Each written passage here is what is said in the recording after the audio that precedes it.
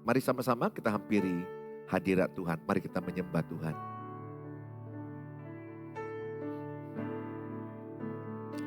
Abba Bapa, Abba Bapa, Kau segalanya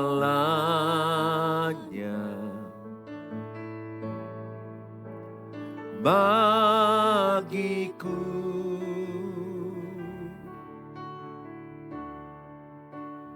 Ku naikkan syukur padamu dengan segenap hatiku, Abba Bapa. Ku mengasihimu, Abba Bapa.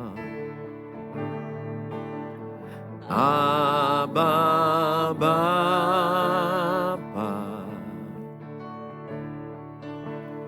Abba Bapa, Kau segalanya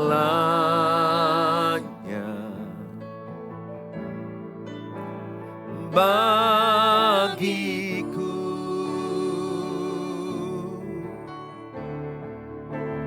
Ku naikkan syukur padamu dengan segenap hatiku, Abba Bapa.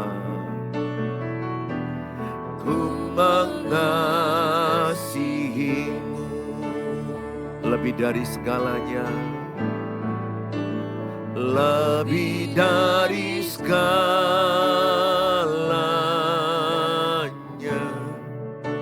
Ku ingin Kau Tuhan, emas, perak dan permata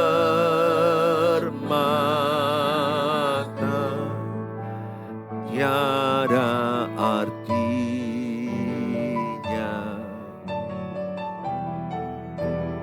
Ku ingin lebih dekat bersekutu denganmu. Jadikan ku hamba setia kepadamu.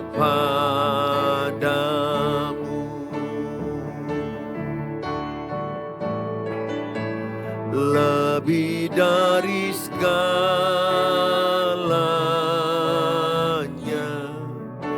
ku ingin Kau Tuhan, emas, perak dan permata tiada artinya. Ku ingin lebih dekat bersekutu denganmu. Jadikan ku hamba setia kepadamu. Mari sama-sama katakan, lebih dari segalanya, lebih dari segalanya.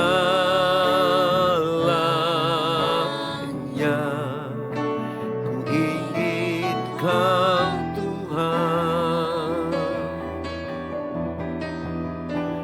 emas, perak dan permata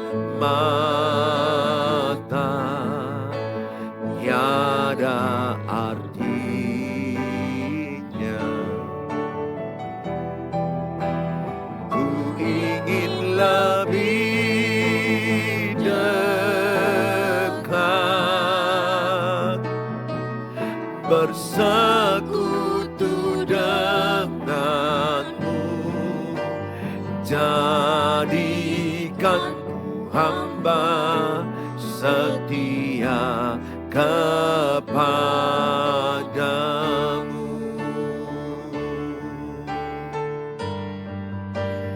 Jadikan hamba setia kepadamu.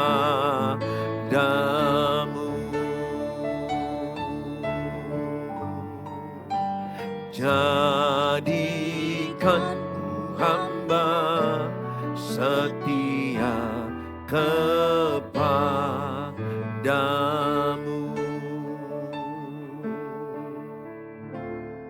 Mari kita terima kasih dari surga, memenuhi setiap keluarga kita, memenuhi setiap kehidupan kita.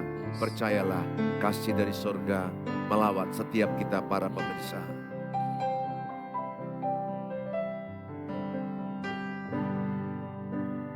Kasih dari surga memenuhi tempat ini. Kasih dari Bapa surgawi, kasih dari Yesus mengalir di hatiku, membuat damai di hidupku. Mengalir kasih dari tempat tinggi, mengalir kasih dari tata Allah Bapa. Mengalir, mengalir, mengalir dan mengalir, mengalir memenuhi hidupku. Mari kita undang kasih dari surga. Kasih dari surga memenuhi tempat ini. Kasih dari Bapa surgawi, kasih dari Yesus mengalir di hatiku, membuat damai di hidupku. Katakan mengalir, mengalir kasih dari tempat tinggi, mengalir, mengalir kasih dari tata Allah Bapa. Mengalir, mengalir, mengalir dan mengalir, mengalir memenuhi hidupku. Mengalirlah kasih dari sorga, mengalir kasih dari tempat tinggi, mengalir kasih dari tata Allah Bapa. Mengalir, mengalir, mengalir dan mengalir, mengalir memenuhi hidupku. Mengalir memenuhi hidupku. Mengalir memenuhi hidupku.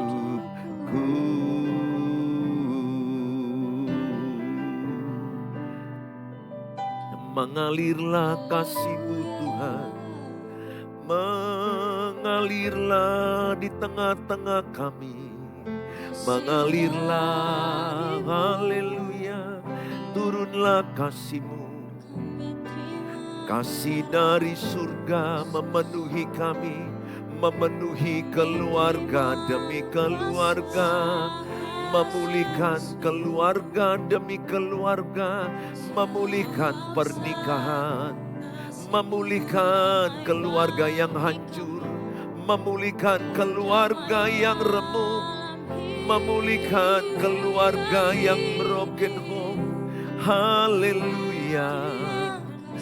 Kasih-Mu memenuhi kami, memenuhi hati kami, memenuhi perkataan kami, memenuhi pikiran kami. Kami berserah penuh hanya dalam tangan-Mu. Engkaulah kekuatan kami, Engkaulah perisai kami, Engkaulah perlindungan kami, batu karang yang teguh, Engkaulah Tuhan. Terima kasih, kami bersyukur, semua karena kasih karunia-Mu. Kami bersyukur, terima kasih. Kami percaya kasih-Mu penuh bagi kami, Tuhan. Kasih-Mu melingkupi kami, Tuhan. Terima kasih, terima kasih, oh, terima kasih. Kami bersyukur, kami bersyukur. Terpujilah nama-Mu, termulialah nama-Mu, Tuhan. Segala pujian, segala hormat, kemuliaan hanyalah bagi-Mu, hanyalah untuk-Mu. Terpujilah Kau, Tuhan. Terima kasih Bapa, terima kasih Tuhan. Kami bersyukur, kami percaya Tuhan, setiap kami Engkau berkati Tuhan, keluarga demi keluarga yang menyaksikan tayangan ini. Kiranya Tuhan berkenan memberkati rumah keluarga kami. Turunlah berkat-Mu atas pernikahan demi pernikahan. Turunlah berkat-Mu atas keluarga demi keluarga. Kami percaya saat mereka menyaksikan tayangan ini, ada berkat bagi keluarga-keluarga. Ada berkat bagi pernikahan-pernikahan. Ada berkat bagi anak cucu kami. Terima kasih Bapa. Dengan iman kami katakan kiranya Tuhan berkenan memberkati rumah keluargaku.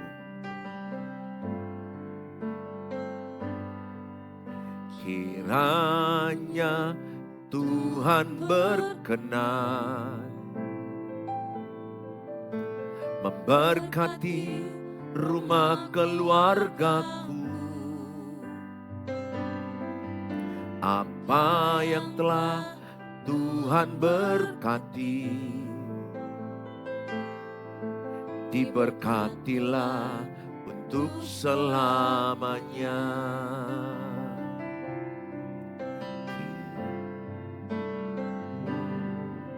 Kiranya Tuhan berkenan memberkati rumah keluargaku. Apa yang telah Tuhan berkati, diberkatilah untuk selamanya. Sebab Tuhan melindungi, Tuhan menyinari dengan wajah-Nya, memberi kasih karunia, damai sejahtera. Tuhan Yesus berkati. Sebab Tuhan melindungi, Tuhan menyinari dengan wajah-Nya, memberi kasih karunia, damai sejahtera. Tuhan Yesus berkati. Sebab Tuhan melindungi, Tuhan menyinari dengan wajah-Nya, memberi kasih karunia, damai sejahtera. Tuhan Yesus berkati, memberi kasih karunia, damai sejahtera. Tuhan Yesus berkati, memberi kasih karunia, damai sejahtera. Tuhan Yesus berkati. Bapa di sorga, dalam nama Tuhan Yesus, berkatilah penyampaian firman Allah ini, memberkati kami semua. Dalam Tuhan Yesus kami berdoa, amin. Shalom, good morning Bapak Ibu, dimanapun Bapak Ibu berada. Hari ini firman Tuhan, korelasi keluarga yang berintegritas dengan kesuksesan dalam pekerjaan. Sekali lagi saya bacakan, korelasi keluarga yang berintegritas dan dengan kesuksesan dalam pekerjaan. Saudara, jelas bahwa sangat terhubung antara keluarga yang berintegritas dengan pekerjaan. Keluarga berintegritas artinya keluarga yang utuh, keluarga yang setia, keluarga yang bertanggung jawab, keluarga yang jujur, keluarga yang damai, sejahtera, harmonis. Itu keluarga berintegritas. Akan membawa dampak kepada kesuksesan dalam pekerjaan. Sebaliknya, keluarga yang hancur-hancuran, broken, mereka saling menyerang, saling menyalahkan, saling mengingatkan kesalahan masa lalu, maka berpengaruh kepada kesuksesan. Bisa dikatakan kurang sukses atau bisa gagal total. Saudara yang saya kasihi, dalam Alkitab Mazmur 133 ayat 1, 2, 3. Sungguh alangkah baiknya dan indahnya apabila saudara hidup rukun damai. Ayat 2 dikatakan seperti embun gunung Hermon yang akan mengalir kesejukan. Embun itu adalah kesejukan. Jadi keluarga yang rukun damai itu sejuk. Ayat 3 dikatakan sebab kesanalah Allah memerintahkan berkat kehidupan. Maka keluarga yang rukun damai diperintahkan Allah berkat. Bisa saya katakan keluarga yang rukun damai diikuti oleh berkat. Berkat yang mengejar keluarga yang rukun damai. Berkat yang mendatangi keluarga yang rukun damai. Sebaliknya keluarga yang berantem, cekcok, berkat menjauh. Oleh karena itu, mari sama-sama kita berjuang, berusaha bagaimana membangun keluarga yang rukun damai. Penting kita belajar bagaimana korelasi keluarga yang berintegritas dengan kesuksesan dalam pekerjaan. Yang pertama, kedamaian di tengah keluarga membuat semangat dalam keluarga. Semangat dalam pekerjaan maksudnya. Kedamaian di tengah keluarga membuat semangat dalam pekerjaan. Jadi ketika saya bangun pagi, kalau saya berantem sama istri, maka semangat saya bekerja menurun. Semangat saya berangkat pun menurun, semangat bekerja pun menurun. Sehingga sedikit ada tantangan nanti saya akan mudah capek, mudah menyerah. Tapi ketika saya dengan istri berdoa pagi hari dan kemudian kami saling damai, saya diberangkatkan dengan damai, sejahtera. Maka saya akan bekerja dengan semangat dalam pekerjaan. Semangat saya dalam pekerjaan akan membuat saya kuat di tengah tantangan dalam pekerjaan, persoalan dalam pekerjaan. Jadi sangat penting membangun damai dalam keluarga. Kitab Ibrani dan kitab Roma berkata berulang-ulang. Usahakanlah hidup damai. Usahakanlah bersatu. Jadi damai itu gak turun serta-merta gitu saja. Ada usaha selain doa kita minta Tuhan yang turun mendatangkan damai sejahtera. Tapi ada usaha saya sebagai ayah. Usaha saya sebagai suami supaya kami berdamai. Usaha saya sebagai ayah untuk membuat keluargaku berdamai. Apa usaha saya? Saya memberikan waktu, memberikan perhatian, memberikan fokus, prioritas. Saya mau belajar menjadi suami yang mengalah. Mengalah bukan kalah. Mengalah itu adalah membuat keluarga menang.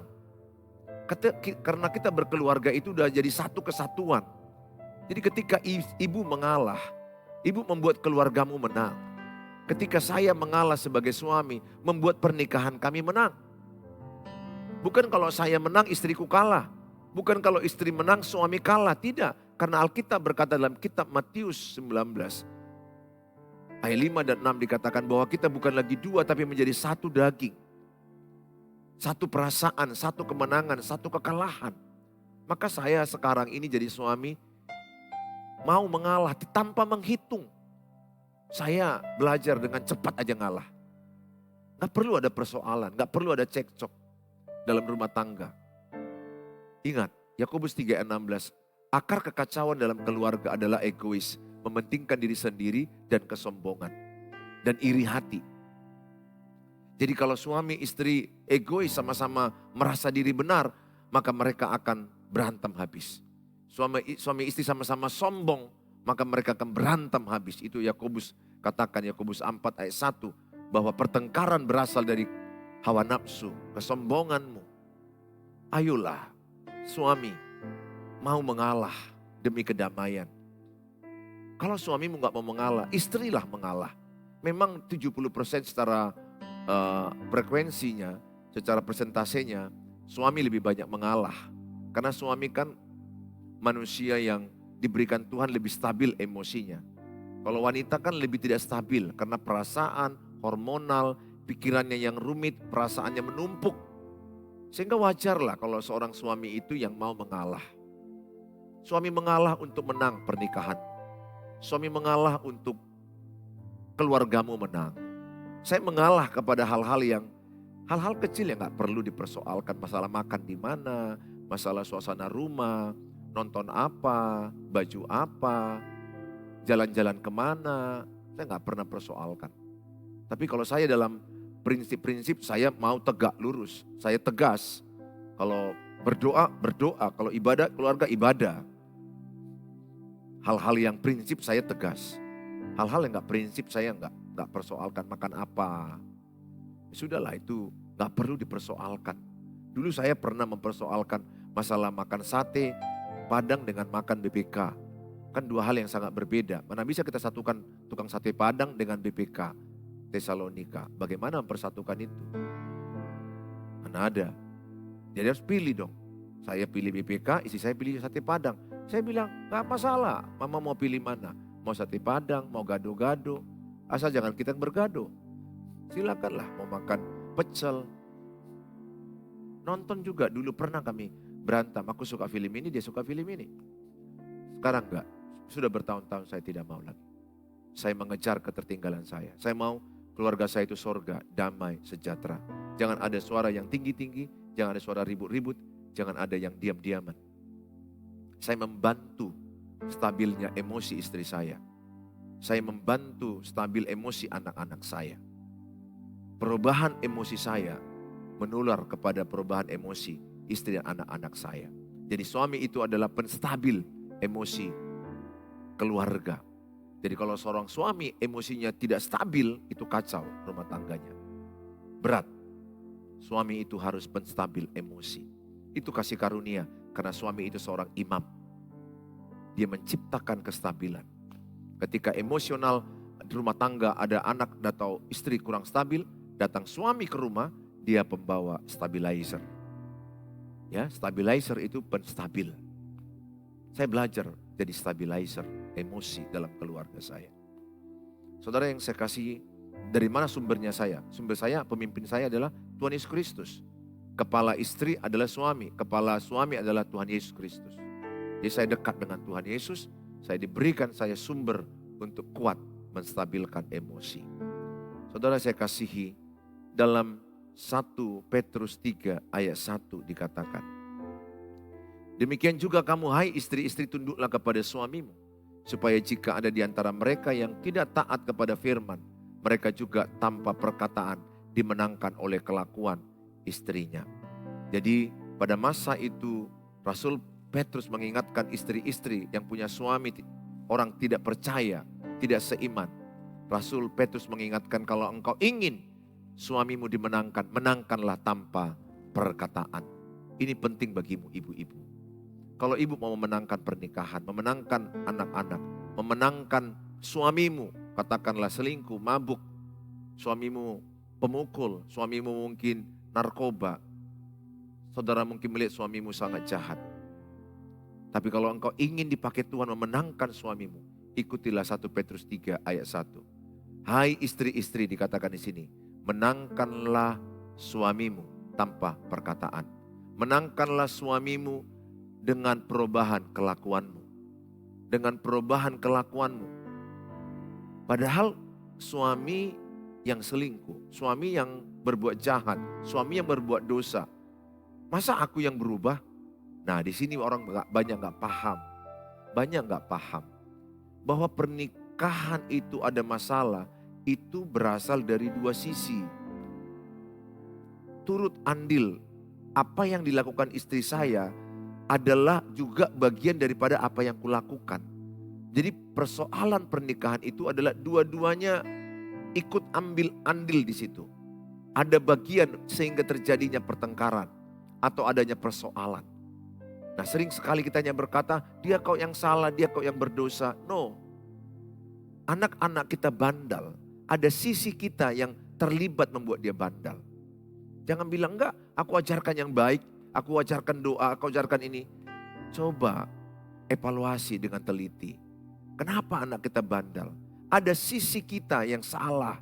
Ada sisi kita yang harus bertanggung jawab. Demikian kalau pasangan kita salah melangkah. Ada bagian kita yang harus dievaluasi. Itu orang rendah hati. Orang rendah hati itu mau mengevaluasi dirinya saat ada persoalan. Orang yang sombong itu mau menyalahkan orang lain yang salah, pasangannya yang salah, anak-anaknya yang salah, orang lain yang salah. Itu orang sombong. Orang yang rendah hati, dia akan berkata, aku mau evaluasi apa yang kurang dari diri saya. Saudara yang saya kasihi,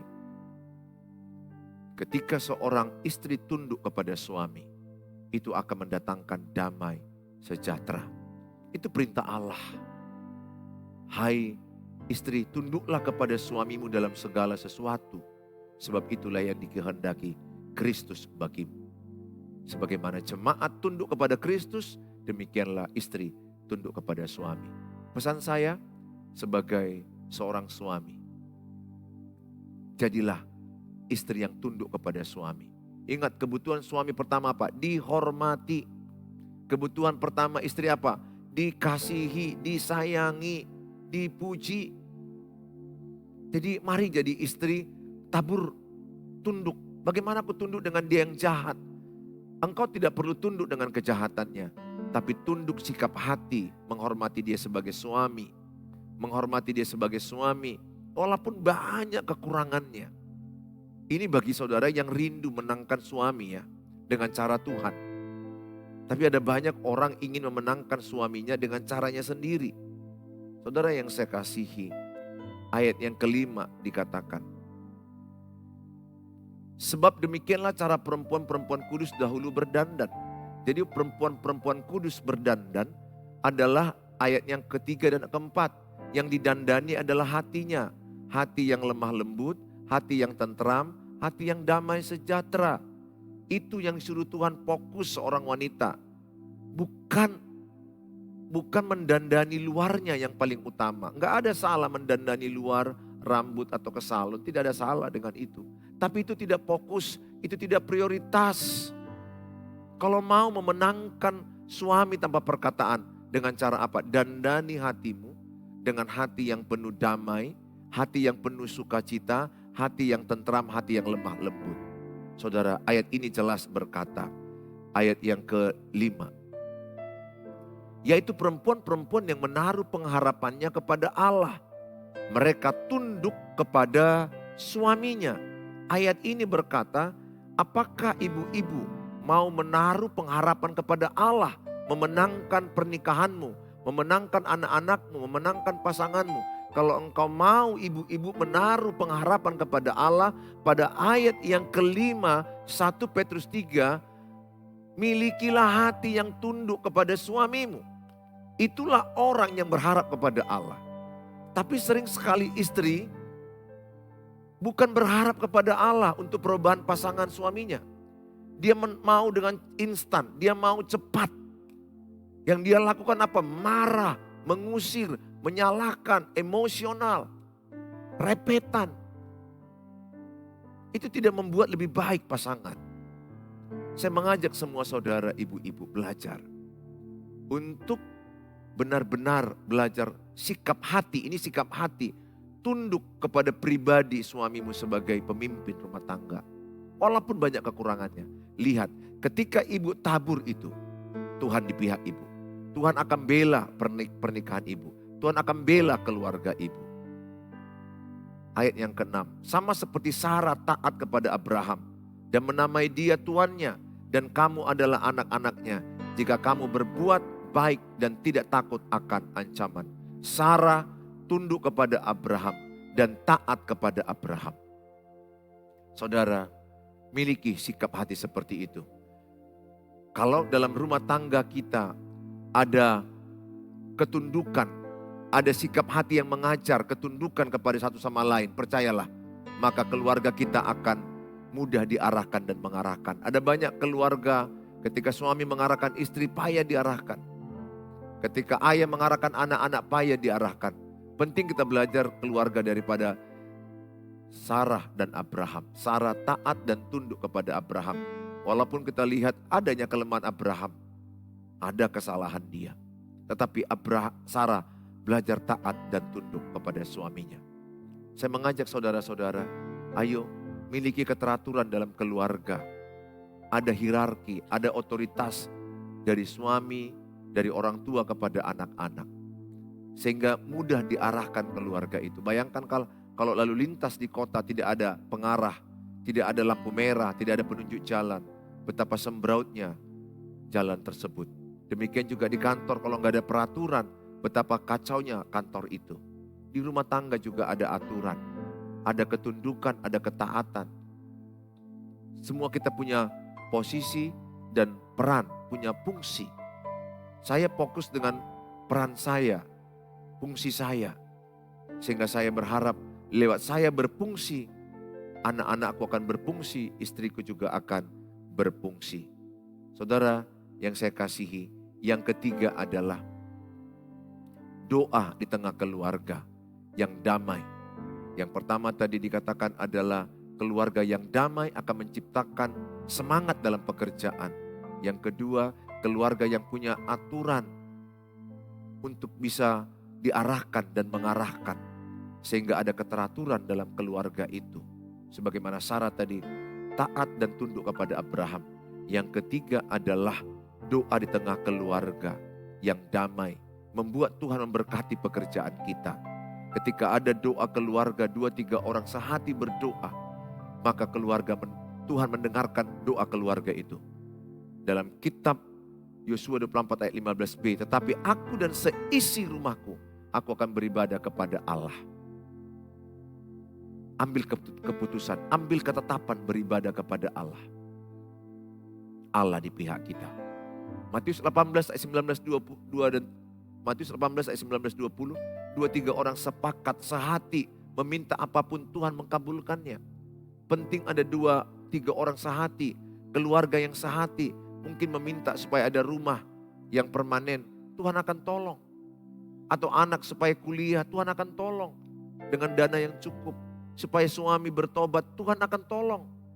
Istri dengan ibu dengan anak-anak berdoa, ayah dengan anak-anak berdoa, supaya istri diselamatkan dari perselingkuhannya, Tuhan tolong.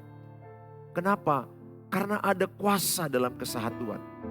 Alkitab katakan 1 mengalahkan 1000, 2 mengalahkan beribu-ribu, 10.000. Bukan 2 mengalahkan 2000. Artinya apa? Kekuatan 2 orang itu luar biasa. Kekuatan sehati itu luar biasa. Tapi ada banyak keluarga, banyak rumah tangga yang tidak mau bersehati. saya mengajak setiap saudara, bangunlah mesbah keluarga. Mesbah doa dalam keluarga. Itu yang paling indah. Dan Allah melawat setiap keluarga yang akan berdoa. Allah membela pergumulan setiap keluarga yang berdoa. Tuhan Yesus memberkati saudara. Saudara kalau diberkati dengan tayangan ini, silakan share YouTube ini, link YouTube ini kepada grup WA, kepada teman-teman, supaya mereka memiliki keluarga yang berintegritas, sehingga keluarga berintegritas membuat mereka sukses dalam pekerjaan. Saudara yang butuh sharing dengan saya, konseling, saya doakan, atau butuh ayat-ayat saat teduh yang saya bagi, silakan hubungi saya 0811 63 73 47. Mohon maaf kalau agak telat karena sudah makin padat orang yang minta konseling. Tuhan Yesus memberkati saudara. Saya ajak saudara berdoa sama-sama. Bapa di sorga, dalam nama Tuhan Yesus, apapun pergumulan doa mereka yang mereka tuliskan di kolom-kolom yang ada, hamba-Mu berdoa dalam nama Tuhan Yesus, berkatilah. Berilah mereka kekuatan, berilah mereka hikmat, berilah mereka semangat menjalani hidup yang tidak mudah. Tapi kami percaya ada Tuhan menolong mereka. Ada Tuhan yang bekerja dalam hidup setiap keluarga-keluarga, pernikahan-pernikahan dipulihkan Tuhan. Kami percaya Engkau mengasihi setiap pernikahan demi pernikahan. Engkau mengasihi setiap keluarga demi keluarga. Engkau mengasihi setiap anak-anak demi anak-anak. Kami berdoa Tuhan supaya setiap kami yang berkeluarga menjadi keluarga yang berintegritas. Keluarga yang utuh, keluarga yang setia, keluarga yang bertanggung jawab, keluarga yang jujur. Keluarga yang berintegritas, keluarga yang diberkati Tuhan. Pulihkanlah keluarga-keluarga dimanapun mereka berada. Mereka menyaksikan tayangan ini, mereka sedang bergumul, mereka sedang merasakan sakit yang luar biasa, atau mereka ada yang putus asa karena sudah mulai berpisah. Hamba-Mu berdoa, bagi Allah tidak ada yang mustahil. Pasangan yang sudah lari, pulang kembali. Pasangan yang meninggalkan pasangannya, kembali kepada pasangan-Mu, kembali kepada anak-anak-Mu, kembali kepada keluarga-Mu. Berkatilah Tuhan. Kami serahkan tayangan dalam tangan Tuhan. Jadi berkat bagi banyak orang lain. Di dalam nama Tuhan Yesus Kristus kami berdoa. Amin. Shalom. Tuhan Yesus memberkati. Sampai ketemu di waktu yang akan datang.